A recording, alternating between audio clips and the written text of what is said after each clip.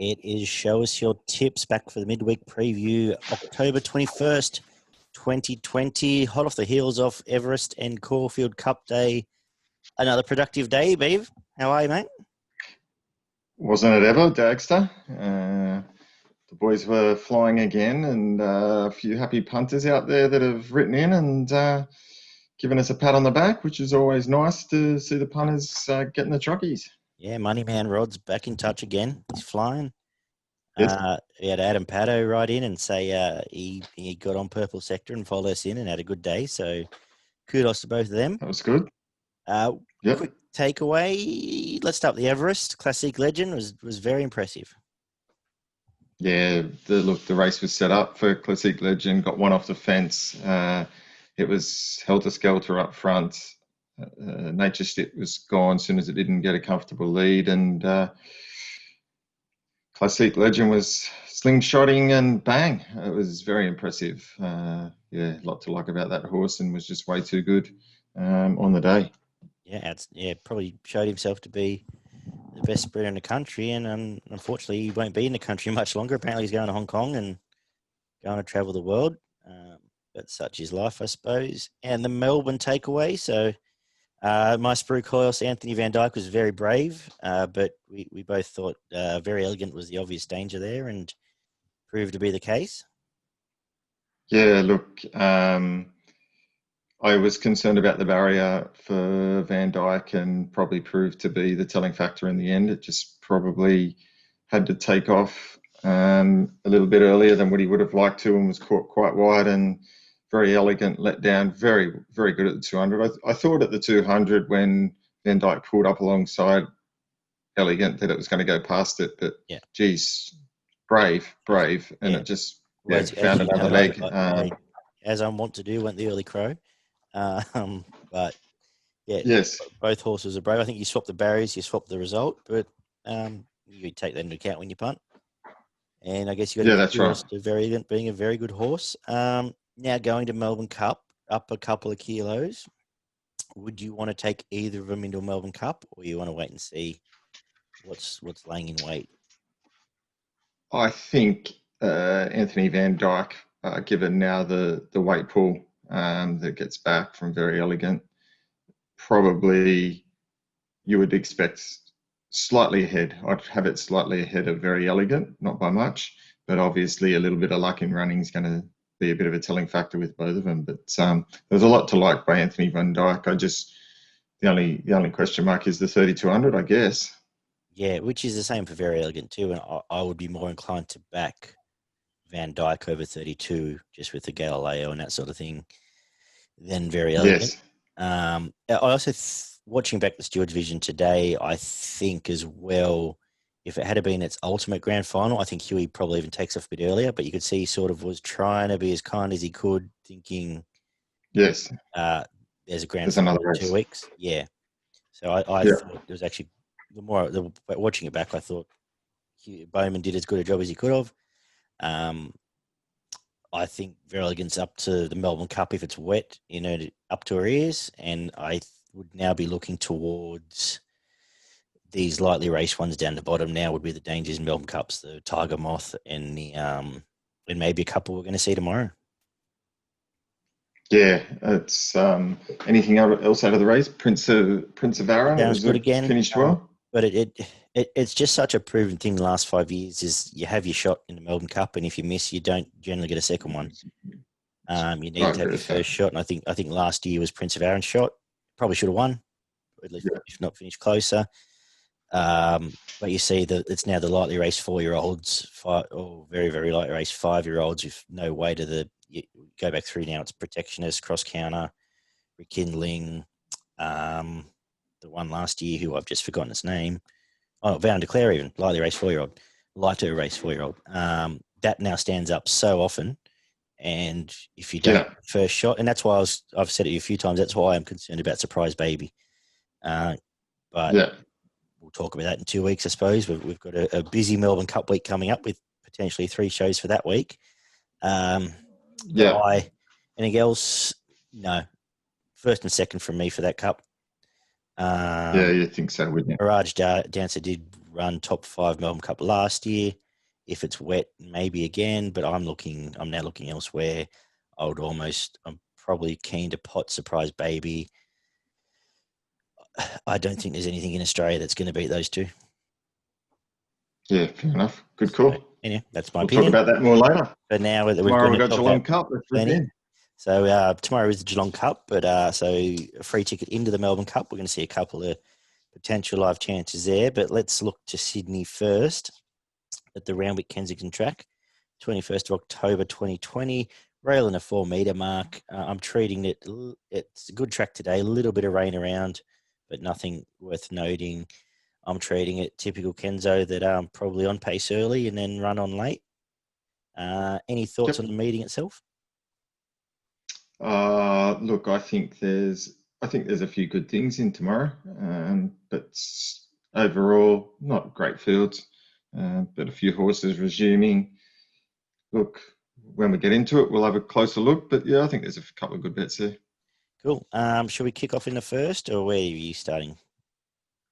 Yeah, no, the first leave me out of that, mate. There's the 4 top ones there are pretty tight in the market, and pretty hard to line up the form there unless you've got something. I did like Osei. Nothing I can stamp, but the Hawks also say did debut in town on a wet track. Wrong part of the track, started $4 against Lady Banff during the winter. Trial back was very good. Is $2.50 and against a lot of unraced, so nothing I really want to stamp. I think most likely winner. Big shout out to the bin chicken that didn't make it through the trials in the Resilient Star race. If you saw that trial, Resilient Star did clean up one of those bin chickens, and probably a bit worse for wear after that race. Where are you having your first bet though at Kenso? Race 2 or a bit later? Yeah, I thought race 2. I thought Sweet Reply gets its chance tomorrow after 3 fairly impressive seconds. Look, you can break through in a race like this. That's drawn well enough. Should get a fairly good run, and hopefully it can just go that one spot better tomorrow in what's some horses that are coming off some relatively okay form. $2.40 is a little bit short, but again, I think it's probably got a little bit on these. Yeah, I agree. It's got a second to Eliza Bill. Obviously, he went to town. He went to town and ran third on the weekend behind, I guess, the 2 horses we spruiked in the fillies race, and then second to Lord Olympus, who, if you need your form franked, ties in through Shadow Crush, who won last week. So some decent form lines there. I thought the obvious one to beat, probably my best today in Sydney, actually, Sweet Reply on a toughish day. The Danger Kukaracha did run faster time at Canterbury, but that was probably flattered sucking through behind Argentus, who's flying. I've just got a feeling Sweet Reply's got some pretty good upside here, so I'm with you with Sweet Reply in the second race. Good. The third race. Yeah. Oh, sorry, go on. Yeah, go on. Third race, I'm pretty keen on the top weight here, Gone By. I started out, I thought this was a tough race, but then I end up taking the opinion that the whole lead-up race to this, which is the Night Raid race, was just garbage. So I just threw them all out. So they're all tied together. Then when I looked at the short price favourite, the Kim War horse, Bethencourt, that's tied through Boudoir, who's in the race, and they finish alongside each other at Wyong, which I'm not often going to take Wyong form to town, which left me with Gone By, who resumed quite nicely at Kenso along the rail, led up there, and followed home in Vinciano, who's flying. Last time it was here at Kensington, it missed by a nose to Yonkers, who we know about, who's come back well, and has formed through Bottega after that, Bottega and Canaan. So I just thought in a race where I was happy to throw a lot of the form out at around the $6 mark, this is a good each way bet for me. Gone By number 1. How have you approached your race, B? Yeah, no, look, mate, I steered clear. I couldn't really line up the Wyong form, as you said. With Bethencourt, I wasn't quite sure of that. And then the rest of the field, I couldn't really get overly excited about. I thought it was there was plenty of knockout chances in that. So I've kind of left it alone, to be honest, mate. No, that's fair enough too. That's happy to sit and watch your tip. Yep, happy with that too. Favourite in the fourth? Yeah, I think this is a pretty good thing. Yep.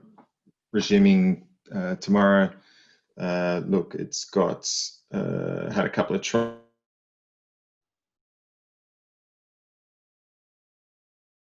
We've lost Beaver. There?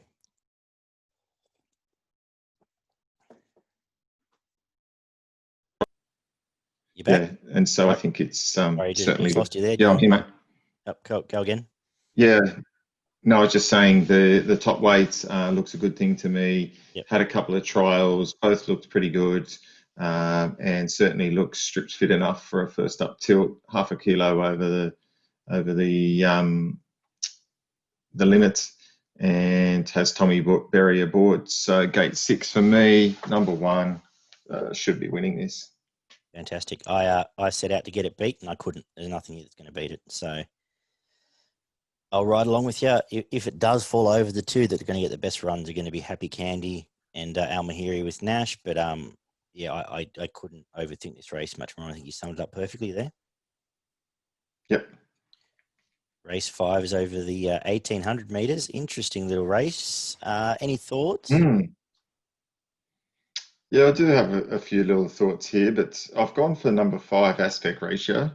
Thought it hit the line really well last start. I think the step up in distance will certainly suit, and I think this could be the one finish over the top of them at the end of the 1,800 metres.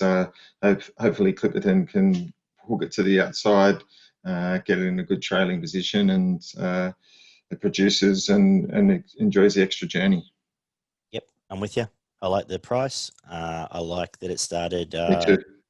$2.50 against Invinciano, who seems to come up a lot through the form lines here.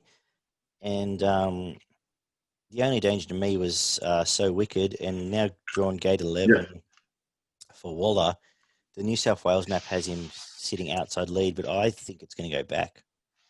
And if it goes back, I think you're right. I think aspect ratio wins. If Tommy pushes forward, but it's just not the Waller play to push forward and lead. If Tommy pushes forward and lead, it's the only danger. Both are $6. If you want to maybe back one each way to save, you can. But I think aspect ratio is the bet here for sure. Yeah. So, happy to agree there. Good. The 1,000-meter race 6, benchmark 72. This is an interesting race. It's the theme of the day. There's just a lot of Wyong and Nower and Hawkesbury lead up, and I don't like any of it. It's sort of a weird theme. Did you have a thought on 1,000 meters, or you passing this one? No, I think the favourite's pretty good thing. I think BELUCCI Babe is the horse on the way up. Collett's chosen to ride. It's got gate 3. It'll either lead or sit just behind lead, depending on how mad Malkovich goes. I think, I just can't see it getting beat. Yeah, ran pretty good time, I think, last start too. Yeah, ran very good time. And I think it's got a bit of ability. Yeah, I sometimes struggle with these 1,000-meter races, so I largely left this alone. I will say, the more I look at it, the more you want 1,000-meter horses and 1,000-meter races, and for that reason, the only three I just wrote down were BELUCCI, Volpine, and Iconic Star are the 3 genuine 1,000-meter horses. So if you're looking at playing exotics there, there'd be the 3 I'd look at, but definitely not going to argue with Beaver about the favourite being the right horse in this race. Yeah, 100%. The last of the day, the 1,400-meter benchmark 72. This is another favourite I'd really wanted to be against, and then I went back and watched it trial alongside Bivouac and thought, how's this going to lose? Promotions resumed okay first up. According to New South Wales maps, it's in the absolute perfect spot, one out, one back. If not, box seat. Mid-trial prep was sensational, just cruised around next to Bivouac, and that's good enough to win this. Some of the stuff he did on his career is good enough there, and I thought probably one of the better bets today promotions. The 2 small each way plays I'd entertain would be Bald Eagle, who was a nice resumption in South Sonic. if you get 20-1 on both of them, they'd probably be you'd have a beer in one of them. But that's about it for me from that to wrap up. Kenso, did you have a thought here? No, I didn't have too much of a thought here, mate. Based on your take, promotion sounds pretty hard to beat, given its trial up against Bivouac, and then the horses and some of the form around some of the others is again very hard to line up. So I left this one alone, mate. Yeah, that's fine. As I said, when I started the race, I thought, how can I be involved with promotions? And by the time I'd finished, I was pretty keen. So I suppose that's a good setup. That's a good opinion from me. We got through that pretty quick. Any final thoughts? Your best and value before I give my quaddy? Yeah, my best bet comes up in race 4, Gai Soleil, race 4, number 1. Yep. And my value bet comes up in race 5, number 5, Aspect Ratio. Yeah, nice value there. Quickly, my Kensington quaddy 1, 2, 4 into 2, 5, 6, and 13 into 1, 5, 7, 10, 11 into 2, 3, 6, 7, 8, and 9. $50 gets you about 14%. If you did want to go skinnier, you can skinny it up to 1 into 2, 5, 6, 13 into 1, 7, 10 into 2, 6, and 8. $5 gets you about 14%. So if you really want to narrow that down and play a bit thinner there, that's how I would do that. My best of the day is going to be Sweet Reply, the filly there. And my value is race 3, number 1, Gone By for the Nuimberl stable. That's a quick through Kenso there. And we'll head down to Geelong Cup day there. No rain around. Rails in a true. Geelong tends to play quite fair, actually. It's one of the better tracks down there.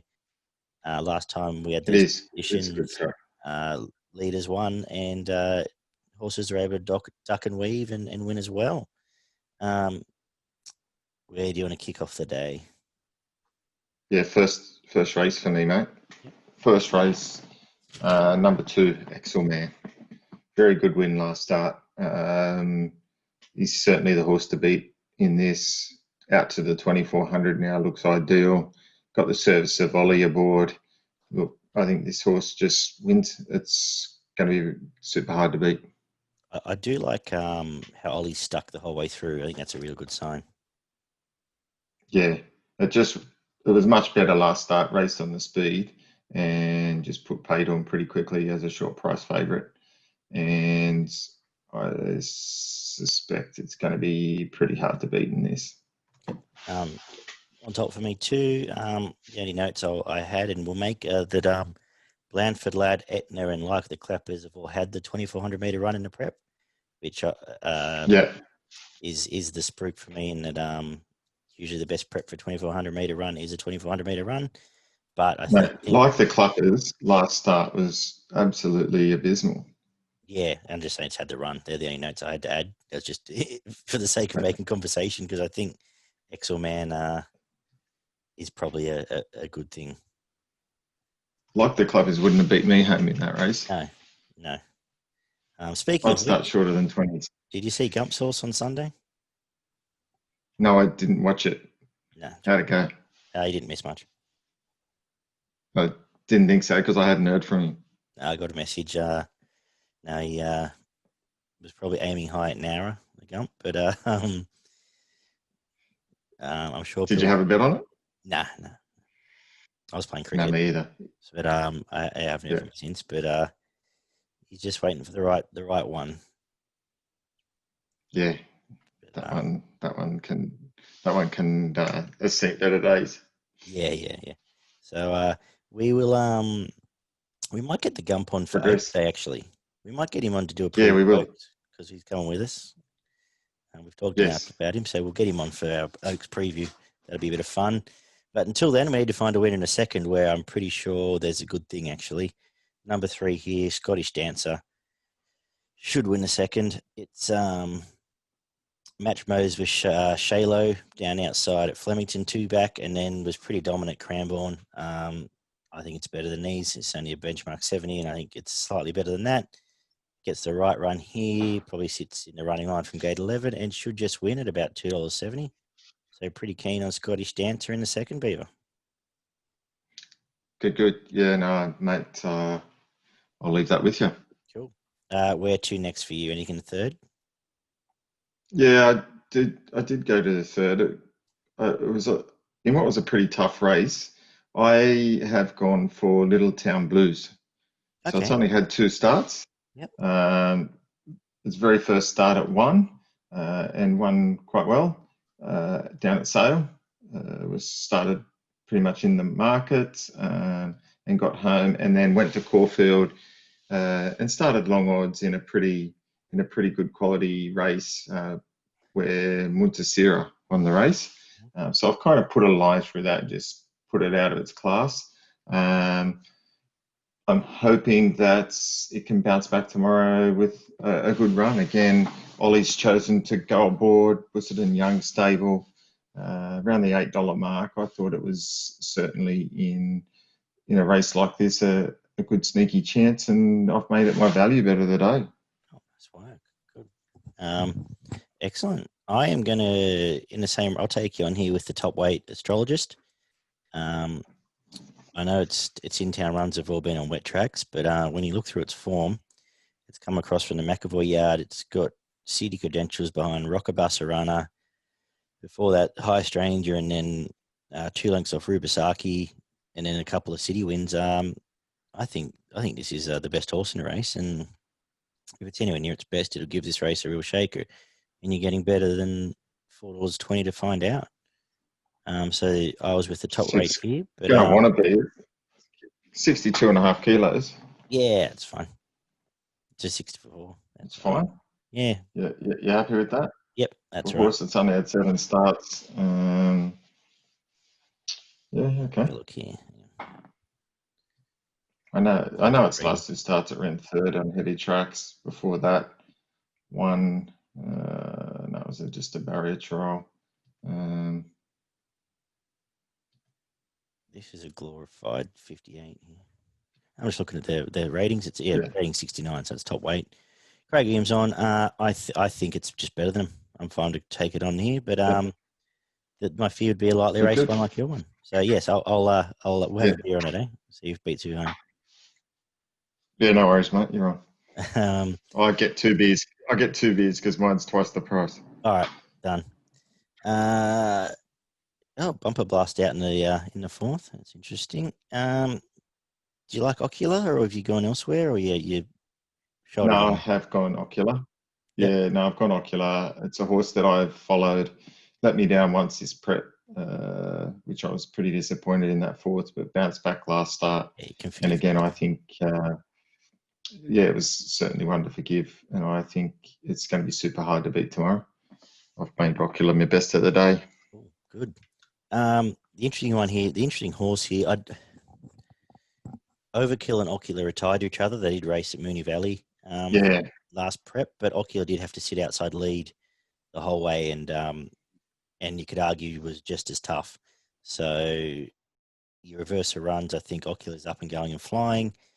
I think they're the two. I will, given Overkill's first up, I'm not really sure which way to split them. The other one in the market's the other one. Well, and John 13. Yes, so I think comes across and leads with Ben Mellum. So you probably swap the runs compared to last time, and Ocular gets a soft sit on it now. Wicklow Town's a horse of talent.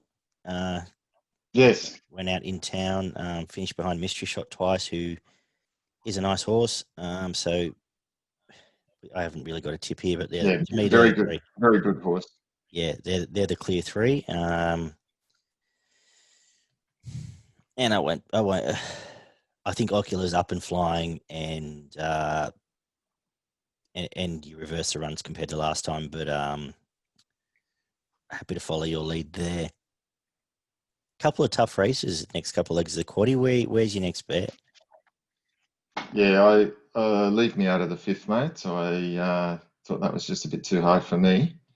Yep. And then got into the 6th. I went for Ultimate Edition here. Mm-hmm. I thought its last start win was most impressive. And I just think this horse looks a class above these. It absolutely bolted in last start. and I think it'll probably come across and lead here, and potentially the further they go, the further it wins by. I don't think this is an overly difficult field, and this could be a horse that goes on to bigger and better things. Could even be, could go to the Oaks. Yep. Depending on tomorrow. I have little to add because I agree. I love in these staying races, these middle distance races, horses that can sit on speed and travel and then have a kick, particularly the younger ones, the 3-year-olds, and it ticks all those boxes. Alcyon's been disappointing. I know I think pulled up lame last start and sat wide, which obviously doesn't help, but I don't have to really come up this prep. And so, yeah, Oldham Edition, great bet. The one at odds, if someone wants something double figures, is Wasaka. I liked its last start. I think out to a distance suits. And Chase Town Perennial, who's a horse I've mentioned a couple of times on his show. And I think he's a nice stayer on the way up. And as I've said before, Mike Moroney with these staying 3-year-olds is a bit like John Sargent in New South Wales. You've got to respect him anytime they get a stayer in these young races. But yeah, clearly on top, the favourite for me as well. Perfect. Race 7, the Geelong Cup. Ticket into the Melbourne Cup, Group 3 over the 2,400 metres.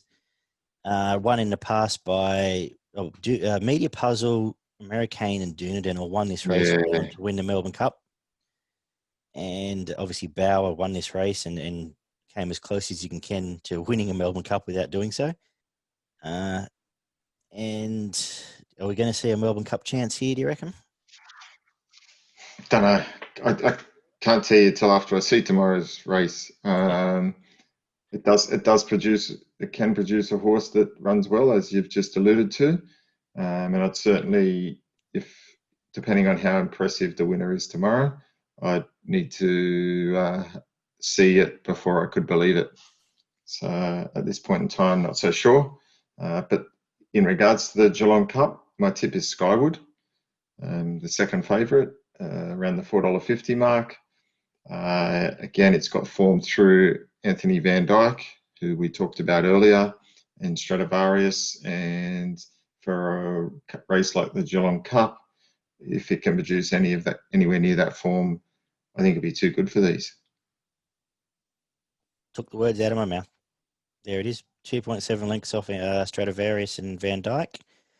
Before that, won the Prix de Roux, which is the race that the aforementioned French horses all came through before coming out here. I think it's on top for me. Yeah, I think it's slightly better placed being a younger horse than Ashrun. And I think I think they're the two internationals clearly on top out of the rest of the field. I've got a feeling, I know they're all around the $4, $5 mark at the moment. I think the market will really pick one tomorrow. I think you'll know by race time. Yeah. Because it's happened the last few years. I remember going by, that's 10 years ago now. I remember Americane when it came to Geelong. I think it ended up jumping $13, but it was back from 20s into 13, and then Dunedin was smashed thereafter. I think the market really drills in when they will tomorrow. I think the money will tell a tale tomorrow. But I'm with you. Skyward clearly is on top. I can't say clearly, but on top in my opinion, from Ashrun, and then a gap back to the other two internationals. And I don't think there's a local chance here. No. Cool. Good judge, Beaver. Are you going to tip Geelong in the next? Let's hope so, mate. No, I'll stay clear of this, mate. All right. I'm going to make a case for Geelong. As you know, it's been one of mine. I think go from the outside gate, rolls forward here and leads. It led first up in a tougher race than this and was pressured the whole way. Didn't drop out though, hung on well, which I do like from first uppers if they're on pace to manage to battle on. And I think he's a better horse than these. The one that's a stupid price here is Music Bay. You can still get $23, and went out a dominant winner. Was running real well before that, and I think this isn't even though it's a big field, there's no up and comers here. I think the form's at the top, and I think for me, you can back Geelong and have a saver each way on Music Bay, and hopefully get something out of the race. Yeah, It's a bit tricky because there's a few horses like that. That's first up. You know, a horse like Jamaican Hurry, three, four, five, 6 starts back was flying in town and going really well. Yep. Too Good, Too Hard is a horse that can certainly produce a good run on its day. Yeah, that's why I couldn't find anything that gave me enough confidence to want to have a bet. No, that's fine. Respect that. I had the same opinion in the last. I left this one alone. Did you find anything? I did. I thought KUZCO Lad from the Waterhouse stable, which I'm inclined not to want to bet around. I just thought the Sydney form here might be good enough to win this race, and it's got a bit of local form as well at Geelong. So it's won its last 2 starts at Geelong before it came from Gosford. So Gosford, it was over 1,000, which was unsuited. Then it stepped out to 1,200 and 1,400 at Geelong and won both races. So it certainly likes the track, likes the distance. It's drawn well. Could get all the favours and therefore could prove hard to beat. And I thought a horse like Boom Boom Becker was very good last start, and drawn 15 was a bit of a worry for me, but certainly not without a chance as well. Cool. It's funny. My notes for this race were pass and then gay horse question mark. So that was the only one I'd really had an opinion close to. So happy to follow you there. Final thoughts then. Interesting day at Geelong. Should be a good day. Big fields all of the day.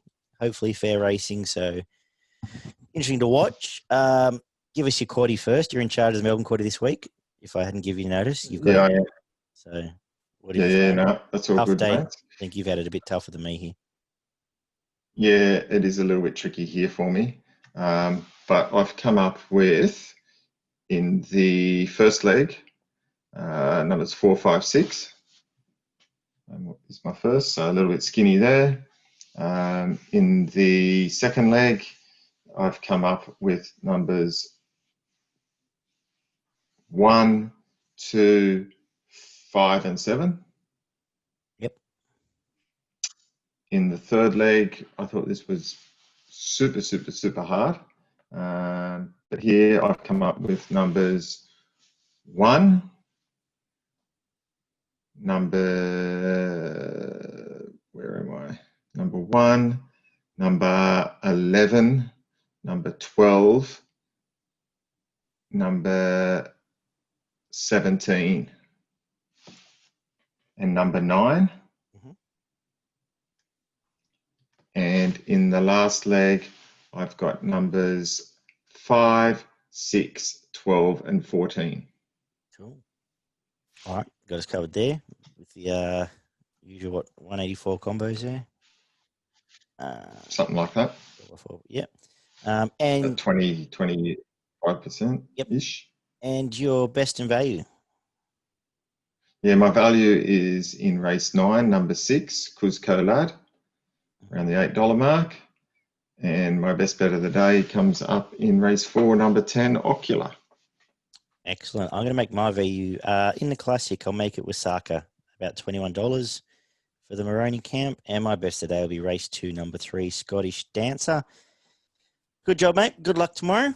And Perfect. I will see you Friday to discuss Manikato Stakes Night, the $1 Million Bondi, which is one of the most exciting races I've ever seen. They just couldn't find any horses, so just let some donkeys go around. And the Cox Plate, of course. So the best 2 minutes in sport coming up too. So we'll discuss all of that. The draws out, Russian Camelot, Gate 15. Yeah, trouble there, I think. But we'll talk about that next time I see you. Beautiful. Looking forward to it. You take care. I'll catch you soon. See you, mate. Cheers, mate.